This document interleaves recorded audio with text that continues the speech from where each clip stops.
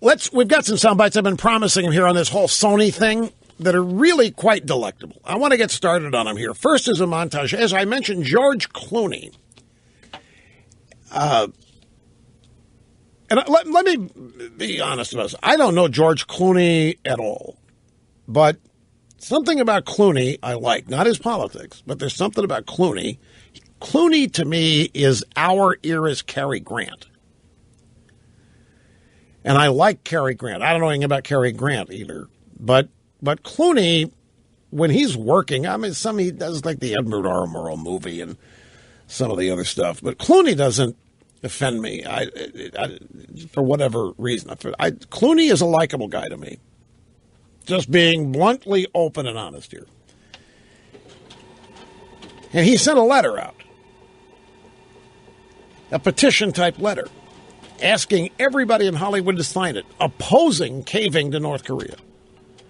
He sent a letter out essentially wanting everybody to back Sony up. To stand together with Sony, opposed to the hackers, opposed to North Korea.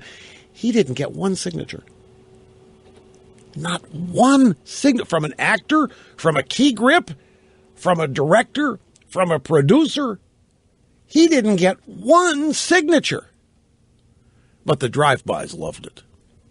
The drive-bys thought, wow, Clooney's outraged and Clooney is courageous and we love it. And so we have a montage here of an actor, George Clooney, who was married to Barbara Walters' most fascinating person of the year, with their comments on Clooney's petition. Actor George Clooney took aim at Hollywood's elite. George Clooney is outraged. George Clooney is firing back. George Clooney speaking out. George Clooney wrote a letter. George Clooney, who lashed out calling it terrorism. George Clooney seems to be a singular voice saying what he's saying. I think what George Clooney said's right. Clooney's exactly right. That was Juan Williams. You don't need the names there. It's CNN and Fox. And Joe Scarborough was in there as well. And Chris Rock, well-known comedian, who it should be Chris Rock, need to remind you, says that he's not going to do stand-up on college campus anymore because the kids don't find anything funny. You want to talk about intimidated and students on college campus will not laugh anymore because they're afraid they'll offend somebody. You know, Chris Rock says, my job is to crack offensive jokes, and I'm not going to do it on college campus anymore because nobody there laughs at it because they're too worried that their laughter would offend people. But this is such a pretty good lesson on Hollywood liberals, too. When the going gets tough, they fold like a cheap tent. This is the New York Times Talks Forum. Media columnist David Carr speaking to Chris Rock, and he said, were you surprised that the normally courageous, fair-minded citizens of Hollywood did not stand up and stand with their brothers at Sony? I mean, this whole thing is just scary, man. Somebody, your emails and it's your private stuff. And the whole town's scared. Everybody's got to be scared. No one knows what to, Nobody knows what to do. Nobody knows what to do. Nobody knows what to do, man. The whole town is scared, dude. We haven't the slightest idea what to do. It's weird, man. This is folding like a cheap tent. Suit or what have you. Man, there's personal email, nobody know what to do. And I think that's true. There's not a single soul out there knows what to do. You know why? Because nobody's focused on what to do. Everybody's focused on what somebody's going to think of them if they do anything. Because the whole town's built on buzz. The whole town's built on image.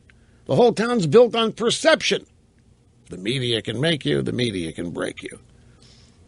So there's fear of being broken by the media. Here's F. Chuck Todd on the Today Show today. The co-host Matt Lauer said they got to come up with something public and visible. Otherwise, they have no way of warning off people who want to try something like this in the future. Just not acceptable, F. Chuck. That's why, frankly, I think they're a little bit stumped on how to respond. I think that's why you got that phrase proportional response, which is code for we haven't figured out how to respond to this yet. It's kind of like Obama and ISIS. We don't have a strategy yet. What's the difference? Well, they don't know what to do. Chris Rock just said it. And on CNN's New Day, well-known plagiarist, well-known alleged plagiarist, Fareed Zakaria, and his GPS device showed up, and the co-host, Michaela, you notice that new name? The women, Michael with an A on the end of it. You pronounce it Michaela.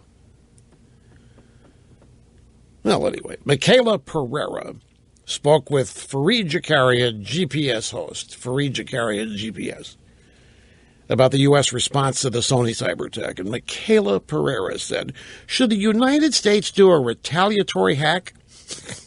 This is kind of like Don Lemon said, did a black hole swallow that plane? Should we do a retaliatory hack or a counter, sort of? That's verbatim the question. Should we do a retaliatory hack or a counter, sort of? And this is what the alleged plagiarist, Fareed Zakaria, GPS, said. If there were a way to shut down that unit in the North Korean military that does this, that's an 1,800-man unit in the North Korean military. That must be connected to the world, probably through Chinese servers. We will have to have a very serious conversation with Beijing and say, you have got to let us do this and assist us in doing this. Okay, so Fareed Zakaria's ZPS understands that the North Koreans have 800-man unit using Chi-Com servers. So he wants us to beg the Chi-Coms for permission to retaliate. That's what he said here.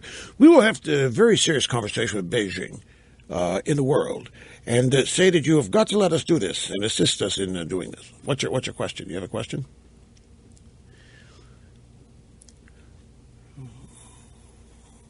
What do you mean? Well, I guess we could hack their nuclear program and hack their nuclear test program. I don't know. The CNN people just, they want retaliatory action. Okay, they hacked us. Let's hack them back. Let's just hack them. I thought we did hack them when we sent Dennis Rodman over there, but apparently that's not what that was about.